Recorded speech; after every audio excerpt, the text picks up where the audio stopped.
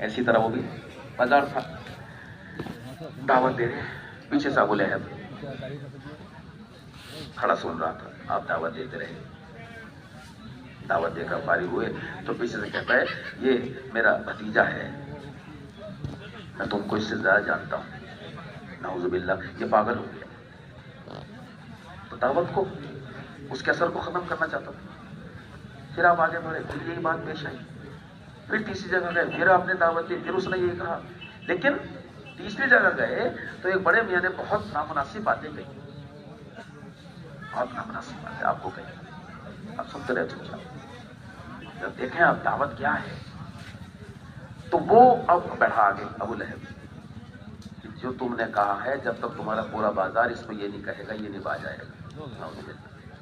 دیکھو آپ کیا کیا پیش آیا آپ سب، اتنا آسان ہے انسانوں کی ہدایت اور ہدایت کی طرف پلٹا کھا جانا، اس کی قیمت تو ادا کرنی ہوگی نا، اس پہ تو کچھ لگانا ہوگا نا۔ اس لیے حضرت فرماتے تھے مولیہ صاحب رحمۃ اللہ، تمہاری دعوت جس مجاہدے کے ساتھ ہوگی، جس مجاہدے کے ساتھ تم مردوں کو دعوت دو گے، اسی درجے کی سامنے والوں کو ہدایت ملے گی، کہ تمہارا مجاہدہ ان کے ساتھ ان کی جو ہدایت کا سامان بنے گا۔ جس درجے کی ہدایت، جس درجے کا مجاہدہ ہوگا اس درجے کی ہدایت زندہ ہوگی،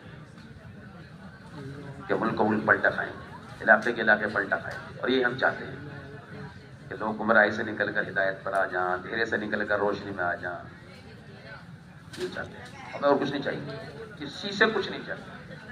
حضرت فرماتے تھے صحابہ جہاں جہاں سے گزرتے تھے علاقے، قریہ، بستی، ملک پلٹا کھا جاتے تھے، کیوں کہ سخت اندھیرے سے گزرتے تھے، اور اندھیرے میں جب کوئی روشنی آتی ہے اور تو اس سے سب لوگ چونک جاتے ہیں، تو یہ اپنی ہدایت کا نور لے کر جب پھرتے تھے اس اندھیرے میں، گمراہی کے اندھیرے میں، تو لوگ چونکتے تھے، ان کی طرف دوڑتے تھے، یہ ہے راستہ۔ تو روشنی سب کو چاہیے، ہر زمانے والے انسان کو چاہیے کہ حضور پاک صلی اللہ علیہ وسلم زندگی لے کر آئے ہیں، اس کی روشنی سب کو چاہیے۔ تو ان اعمال کے ساتھ صحابہ گزرتے تھے تو لوگ ان کی طرف لپکتے تھے، اس راستے سے جو ہے خیر تقسیم کرتے ہوئے ساری دنیا میں صحابہ جو ہے گزرے ہیں، اس طرح ساری دنیا میں خیر زندہ ہوا ہے۔ ساری تقالیب سے گزرنے کے بعد تب دوستوں بزرگوں اللہ نے محل بنایا۔ تو یہ مدینے والے پھر اگلے سال کا وعدہ کر کے گئے تھے، پھر آپ گئے اسی اندھیرے میں، دیکھا تو یہ 6 کے 12 ہو کے آئے، آپ بڑا خوش ہوئے، تو جو ہے اپنا جانے کا مطالبہ کیا کہ آپ صلی اللہ علیہ وسلم خود جانا چاہتے ہیں۔ انہوں نے کہا نہیں، ابھی ہمارے یہاں حالات اچھے نہیں ہیں، ذرا غور سے سننا، وقت کم ملا ہے، اسی میں بات پوری سمیٹنی ہے، تو ذرا متوجہ ہو کے سنیے گا۔ ہرگز یہ مت سمجھنا کوئی بیان ہو رہا ہے، بیان ہمیں نہیں آتا، نہ ہم جانتے، بات چیت کرنی ہے آپ سے، اسے مذاکرہ کہتے ہیں، آپس کی بات چیت ہے ہماری، کہ ہم یہاں کیوں جمع ہوئے ہیں، اس بڑے جو ہے ماشاءاللہ پنڈال میں، اور یہاں بڑا مجمع جمع کیا گیا ہے، کہیں کے لیے؟ تو آپ کو جانا چاہتے تھے کہ نہیں، کیا کہا مدینے والوں نے؟ ابھی ہمارے ہاں حالات اچھے نہیں ہیں۔ کیا ہے کہ ابھی ہمارے یہاں لڑائی جھگڑے ہو رہے ہیں، چھوٹی چھوٹی باتوں پہ لڑتے ہیں، اور سب سے 2 بڑے قبیلے بھی لڑتے رہتے، اور 2 قبیلے تو وہ بھی لڑتے رہتے، چھوٹی چھوٹی بات پر 40 سال تک لڑتے رہے 2 قبیلے۔ کیا بات ہوتی تھی کہ تیرے اونٹ نے میرے اونٹوں سے پہلے کیسے پانی پی لیا ہوش پہ، تو اس پہ لڑ رہے ہیں سبھی، چھوٹی چھوٹی بات کہ ہمارے یہاں لڑائی جھگڑے ہیں، ہمارے یہاں تنگی ہے، ہم یہودیوں کا قرضدار ہیں، اور ہمارے یہاں ایک بیماری ہے، بخار آیا ہوا ہے، گھر گھر میں بخار ہے۔ میں یہ عرض کرنا چاہتا ہوں دوستوں دیکھو، آج ساری دنیا میں کیا حالات ہیں، چاروں طرف ایک دنیا میں آواز لگ رہی ہے، کیا آواز لگ رہی ہے؟ یہ آواز لگ رہی ہے کیا؟ ہائے تنگی، ہائے لڑائی جھگڑے، فتنے، فساد اور بیماری، تو پورا مدینہ بیماری کی چپیٹ میں، ایسا بخار۔ تو یہ حالات انہوں نے رکھے کہ ابھی ہمارے حالات ایسے ہیں۔ تو ہم یہ عرض کرنا چاہتے ہیں کہ یہ حالات جو ہیں جو انہوں نے پیش کی، بتائے مدینے کے، تو وہ حالات کیسے دور، کتنا اپنے دماغ کے گھوڑے دوڑا لیں، لیکن وہ نہیں ہوگا جب تک کہ وہ نہیں کریں گے جو دوستوں بزرگوں کو پہلے ہوا ہے۔ اور ایک بات درمیان میں کیا تو عالمی نبی کی محنت جب عالمی سطح پہ چھوٹے گی تو عالمی حال آئے گا۔ پکی بات ہے. بیماری عالمی آئے گی, سمانی عالمی آئے گی, زلزلے فساد عالمی آئے گی, اور تنگی عالمی آئے گی.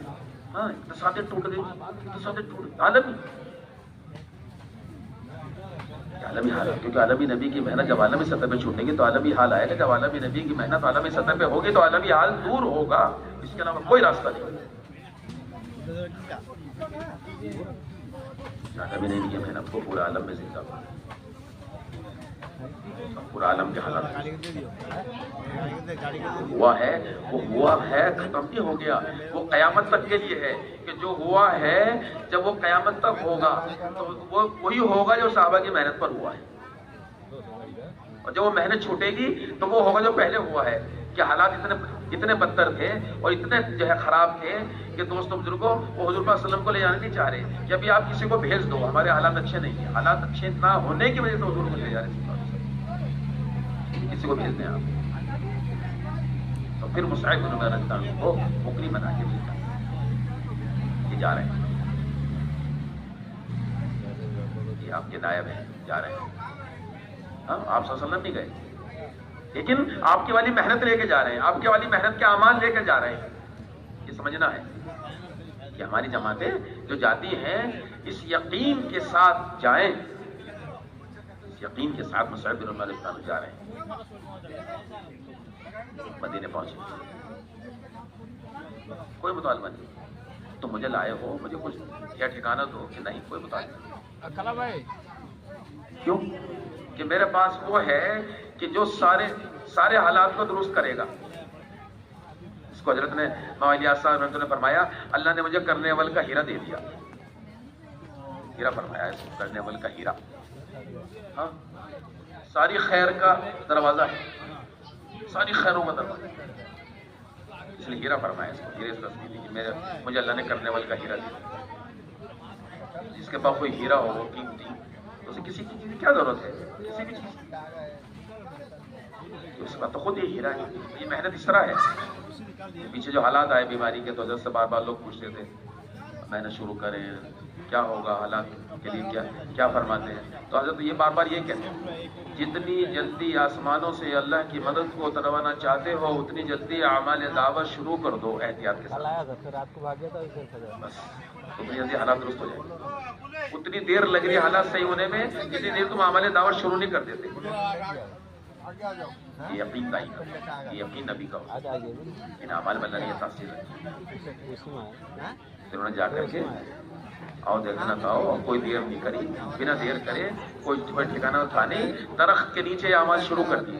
سمجھ لو اچھی طرح کہ ہماری یہ جماعتیں جو جا رہی ہیں یہ نکلنے والی جماعتیں ایسے نہیں ہیں کہ ہم مسجد تلاش کریں گے, مصلی تلاش کریں گے, یہ ٹھکانہ تلاش کریں گے, ملے تو پڑاؤ ڈال دیں گے, نہ ملے تو آگے بڑھ جائیں گے. نہیں, ہرگز نہیں, یہ رخ نہیں ہے ہمارا. ہم یہ ٹھکانے مسجد اور مسلوں کو نہیں دیکھیں گے, ہم ایمان والوں کو دیکھیں گے, کہ ایمان والوں کے گھروں کو دیکھیں گے, ایمان والوں کی بستی کو دیکھیں گے. کہیں ایک گھر بھی ہے, 2 گھر بھی ہے, 4 گھر بھی ہیں, وہاں پڑاؤ ڈالیں گے, وہاں ٹھہریں گے, وہاں محنت زندہ کریں گے. کسی کا ٹھکانہ لے لیں گے, کرائے کوئی جگہ لے لیں گے, اپنا خیمہ لے کے چلو. آج کل خیمے چل رہے ہیں بہت, خیمہ لے کے چلو, خیمہ گاڑ دو, کسی جگہ پہ اجازت لے کر وہاں سب کو جمع کر لو. لیکن اعمال دعوت ماشاءاللہ اس یقین کے ساتھ کہ یہاں ساری خیر اتر جائے گی. جب یہاں اعمال دعوت شروع ہو جائیں گے اور اعمال عبادت شروع ہو جائے گی اور نمازیں شروع ہو جائیں گی تو یہاں ساری خیر اترے گی. اس خیر کو اتارنے کے لیے یہاں ٹھہر جاؤ. اس یقین کے ساتھ مصعب بن عمیر رضی اللہ عنہ نے درخت کے نیچے اعمال شروع کر کے اعمال شروع ہوئے. درخت کے نیچے مختصر 1 سال یہ اعمال کیے, سارے مدینے کے حالات بدل گئے. اکثر قبیلے ہدایت پر آ گئے اور اکثر جو ہے حالات جو ہے تبدیل ہو گئے مدینے. لڑائی جھگڑے ختم, کیونکہ جب دین آتا ہے تو خیر لاتا ہے. کہ ساری خیر دین سے جڑی ہوئی ہے, اچھی طرح سمجھیں. اور دین کا خلاصہ یہ ہے اللہ کے حکم نبی کے طریقے. بس اللہ کا حکم نبی کے طریقے, ہر قدم اٹھانے سے پہلے یہ دیکھو، ہر کام شروع کرنے سے پہلے یہ دیکھو کہ اس میں اللہ کا حکم کیا ہے، نبی کا طریقہ کیا ہے، معلوم ہے تو اس پر مطابق عمل کر گزرو، اور اگر معلوم نہیں تو علماء کرام سے جو ہے تعلق اور ان سے جو ہے رابطہ کرو، اور پھر ان سے معلوم کرو، اور پھر اس عمل کو ان دو چیزوں کی رعایت میں کرو. گویا دین آ گیا تو ساری خیر آ گئی، سارا شر نکل گیا. اور اگر یہ دو چیزیں نکل گئی سارا دین نکل گیا، ساری خیر نکل گئی. تب تک یہ لڑائی جھگڑے ختم ہو گئے، اب آپس کی محبتیں زندہ ہو گئی. پہلے لڑ رہے تھے کہ تیرے اونٹوں نے پانی کیسے پی لیا، اونٹوں نے. اب اس بات پر مزید ہے کہ پورا مدینہ فاقے سے بھرا ہوا ہے. ایک بکرے کی سیر آ گئی، اور پتہ ہے میرا پڑوسی بھی جو ہے فاقے سے ہے، تو پہلے کھانے کو تیار نہیں پڑوسی سے وہاں بھیج دی، اور وہ بھی ویسا ہی تھا. ہاں سب ایک فکر پر، سب ایک فکر پر. دونوں حضرات کے ہیں بات ملے گی، مولانا الیاس صاحب رحمۃ اللہ کے یہاں بھی اور مولانا یوسف صاحب رحمۃ اللہ کے یہاں بھی. کیا کہ پوری امت ایک دوسرے کی فکر میں تھی، ایک دوسرے کی فکر. اس لیے یہ حضرات فرماتے ہیں، حضرت فرماتے تھے مولانا الیاس صاحب رحمۃ اللہ، ایک امتی پوری امت کا ذمہ دار ہے، پوری امت ایک امتی کی ذمہ دار. اور حضرت مولانا یوسف صاحب رحمۃ اللہ کیا فرماتے ہیں، مدینے کی 10,000 کی آبادی تو 9,999 ایک کی فکر کر رہے ہیں، اور ایک جو ہے وہ 9,999 کی فکر کر رہا ہے. مت بنا